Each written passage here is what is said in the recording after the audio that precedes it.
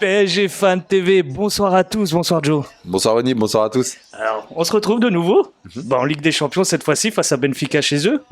Ça a été un match difficile. Alors, il y a eu beaucoup de suspense. Le Benfica a joué leur jeu, mais ça s'est fini sur un match nul. Ouais, match très très compliqué. Je commence vraiment à m'inquiéter là pour le PSG. Je vais être assez franc. Les matchs commencent à se ressembler et surtout en fait au haut niveau, parce que j'aime pas faire des analyses en fait sur un match et dire voilà on est nul, là après on est fort, etc. Mais de manière globale en fait défensivement on commence à être très très faible parce que là aujourd'hui l'homme du match aurait dû être Donnarumma. On prend des débordements par des attaquants qui sont, avec tout le respect que j'ai pour eux, pas loin d'être anonymes, qui nous dribblent en fait nos défenseurs.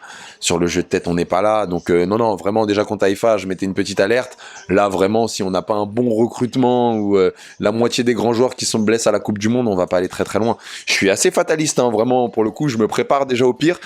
Parce que cette équipe, elle me fait peur. Elle me fait peur parce que défensivement, on n'est vraiment pas bon.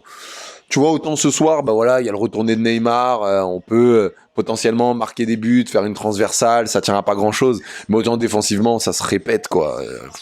Est-ce qu'on n'aurait pas tendance à sous-estimer quand même, tout de même le Benfica, en rappelant qu'ils ont quand même battu la Juventus, qu'on n'a jamais gagné chez eux, et là, clairement, ils ont quand même fait plutôt un bon match. Est-ce qu'on n'est pas en train de les sous-estimer, se voir peut-être plus grand à cette phase actuelle qu'on est? Alors, j'aime bien ta question, l'un n'empêche pas l'autre. C'est-à-dire que cette équipe de Benfica est une belle équipe de football. Maintenant, on est censé être un prétendant pour gagner la Ligue des Champions. Et une équipe qui gagne la Ligue des Champions, elle doit pas concéder autant. Tu vois, je te parle même pas du score, parce que des fois, tu peux perdre un 2-1, ils ont que 2 actions, ils marquent. Mais en fait, en vrai, cette équipe du Benfica, elle a eu plus d'actions que nous. Ou à la rigueur, kiff-kiff. Mais elles en ont eu trop. Et Haïfa, ils ont aussi eu des actions. Et c'est en ça que ça fait beaucoup. Après, bien évidemment, cette équipe du Benfica, c'est une belle équipe de football. Mais on parle de nous comme le dernier carré, ce qu'on attend c'est qu'on dépasse les 8e. Ben tu vois le paradoxe, alors je vais dire un truc qui paraît dingue, hein. L'année dernière on était moins bon en championnat, mais je trouvais que tu vois on avait des City et tout, on avait quelques fulgurances en fait en Ligue des Champions. On arrivait en fait à faire des choses, à tenir cette équipe. Là aujourd'hui, ouais, je trouve qu'on est un peu ronronnant. On bat une Juve qui est sur une patte, Haïfa ça galère, là on fait un partout. Donc on a le championnat qui nous sauve et on reste en fait quand même bien dans cette poule. Mais en vrai il y a trop de carences. Il y a vraiment trop de carences dans cette équipe. Alors, si on parle un peu de nos carences, tu t'as visé la défense. Pour toi, est-ce que y a eu un problème au niveau des joueurs ou tactiquement, c'est pas adapté à nos joueurs? C'est un peu des deux. Aujourd'hui, le schéma tactique, il est devenu très compliqué. De jouer à 3 derrière, déjà, même Marquinhos, il commence à se faire prendre de vitesse, ça, j'aime pas. Ce soir, dans les 3 derrière, pour moi, le meilleur, ça a été Danilo. Même si Donnarumma fait pas un match dégueulasse, il a quand même du mal à capter quelques ballons et il nous rassure pas balle au pied. Tu vas tomber, alors on aime bien citer City, mais tu tombes contre une équipe qui met un peu d'intensité, ça va devenir irrespirable pour nous.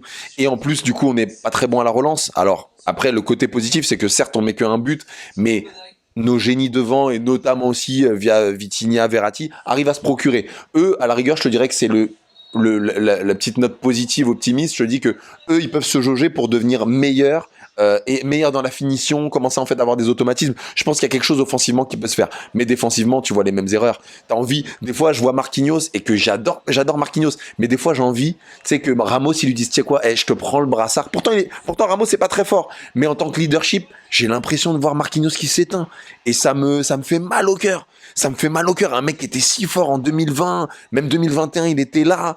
Et là, depuis le Real, il est éteint. Il est pas mauvais, mais il était prétendant à l'un des meilleurs défenseurs centrales. Et là, vraiment, il est pas de cette classe-là. Et ça me fait mal. Ça me peine de le dire, mais c'est chaud. C'est chaud. Comme tu dis, il a le brassard et on attendait en tant que pilier quand même de cette défense.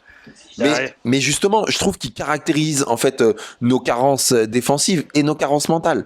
Marquinhos aujourd'hui, il n'arrive pas à sonner la révolte et lui-même, il est pas rassurant. Tu vois, même paradoxalement, Ramos, il est moins fort, mais je trouve qu'il entre guillemets, il apaise plus le jeu que va le faire en fait un Marquinhos. On sent que Marquinhos il panique et ça, on n'avait pas l'habitude de voir ça. Et ça, c'est pas normal. Vraiment en défense, il est pas.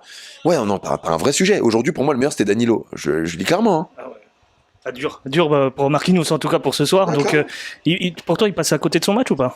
Oui, il passe plutôt à côté de son match, mais d'ailleurs défensivement on passe à côté de notre match de manière générale, à part peut-être Donnarumma, parce que quand tu concèdes autant en fait face à cette équipe de Benfica, c'est que t'es pas là. Nos latéraux ils ont fait un peu le taf, Hakimi, Hakimi joue en dents de scie, mais voilà, peut-être un peu moins. J'aime pas rentrer là-dedans, mais peut-être un peu moins de Fashion Week parce que quand t'arrivais, t'étais vraiment fort. Donc te perds pas, s'il te plaît, Hakimi. Neymar, il a manqué de réussite, même si parfois il a pas fait les bons choix. Mais voilà, de manière générale, pour moi, le devant c'était pas mal. Un peu moins bien en fait pour Mbappé parce que je trouve qu'il était un peu caché, un peu moins influent dans le jeu. Mais de manière globale, voilà, on avait une équipe offensivement qui était quand même présente, qui ont manqué de réussite, qui ont un peu joué à la baballe.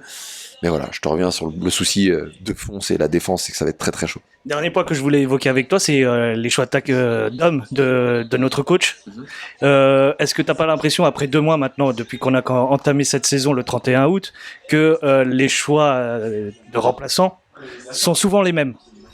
Ouais, clairement. En fait, c'est simple. Il fait beaucoup de poste pour poste, ce qui nous fait pas en fait forcément changer de tactique. Je pense que Galtier, il a un peu ce côté. Alors, on peut lui reprocher, mais de se dire voilà, tiens, j'ai envie de créer des automatismes, on va de créer un schéma de jeu. Donc, c'est critiquable, mais on a connu aussi des époques de Tourelle ou autres où on changeait de schéma de jeu, on changeait de joueur, qui ont parfois porté leurs fruits, parfois moins. Donc, c'est en tout cas un parti pris qu'il a eu.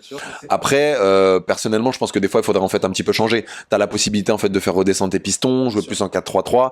Il faut qu'il se donne en fait cette latitude de pouvoir le faire, parce que ce schéma de jeu là, le 3-5-2, il va jamais marcher si tu joues contre des City, etc. Parce que défensivement, on est trop faible. Donc, il faut qu'il se pose quand même les bonnes questions. Très bien. Mais je te remercie, Joe. Merci à toi.